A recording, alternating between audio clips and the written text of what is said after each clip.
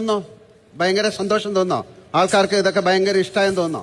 നിങ്ങൾക്ക് നാണം ഉണ്ടോ തോന്നുന്ന ഈ സിനിമ കണ്ടിട്ട് പറയും? സാറേ, ഇതില് ആരാണ് ശരി ആരാണ് തെറ്റെന്നുള്ളത് എനിക്ക് ഒരു തരത്തിലും പിടികിട്ടിയില്ല. അതുകൊണ്ട് തന്നെ ഞാൻ ഇത് ശരിയും തെറ്റിന്റെ കാര്യമൊന്നല്ലേ വെച്ചു അനുമോളുടെ കൂടെ നിന്ന് വളരെ പ്രോഗ്രസീവ് ആയിട്ടുള്ള ആളുകളെന്ന് സ്വയം ചിന്തിക്കുന്ന നിങ്ങൾ ഇങ്ങനെ ഒരു ആക്ടിന്റെ കൂടെ നിൽക്കാൻ എന്താ കാര്യം?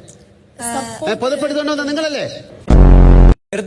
അനുമോൾ കണ്ടു എന്നാണ് പറയുന്നത്. അനുമോൾ എന്ത് കണ്ടു പറയൂ, എന്ത് കണ്ടു? പതിപ്പിന്റെ അടിയിൽ എങ്ങനെ എന്താ കണ്ടത്?